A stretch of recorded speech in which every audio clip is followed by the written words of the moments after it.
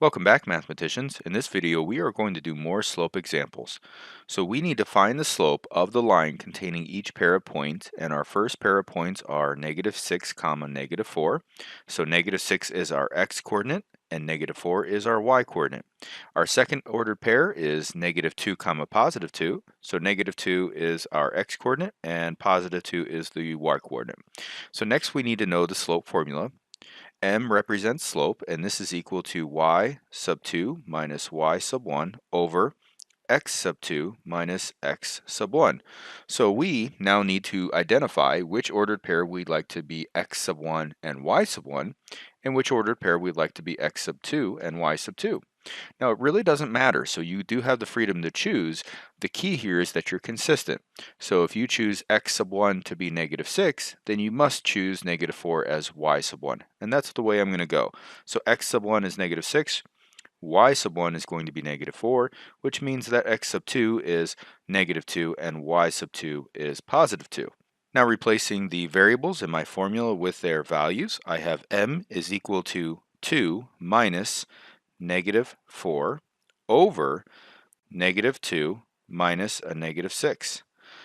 So first I'd like to simplify the numerator and denominator by recognizing that when you are subtracting a negative, this actually turns into plus a positive. And I have that both in the numerator and the denominator. So now I have 2 plus 4 over -2 plus 6. Simplifying that further, I have a sum of 6 in the numerator and 4 in the denominator. Now I need to reduce by a common factor, so I'm going to reduce by the common factor of 2, which means that my final answer will be 3/2. So 3 over 2, or 3/2, or the rise of 3 and the run of 2 is my slope.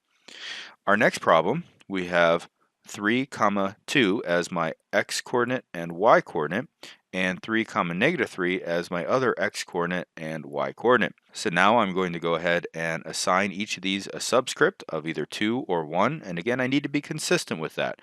So I'm going to choose x sub 2 as my +3, and y sub 2 as my +2, which means that x sub 1 is +3, and y sub 1 is -3. Now I will replace the variables in my formula with their corresponding values, which is 2 minus a -3 over 3 minus 3. Again, I have a double negative in my numerator, which means I can simplify that to be 2 plus a +3, or just simply 2 plus 3, and it's over 3 minus 3. Now let's find the sum in the numerator, so that'll be 5, and the difference in the denominator, and that will be 0. So now, while some people unfortunately mistakenly say, well, this means that there is 0 slope, or the slope is 0, that is untrue.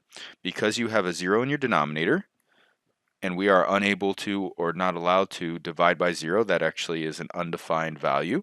Therefore, it's an undefined slope. If we were to plot these 2 points on the coordinate plane, what we would find is that the line containing these pair of points is actually a vertical line. And what we now know is that the vertical line will have an undefined slope, and that's actually true for all vertical lines. All right, guys, good luck.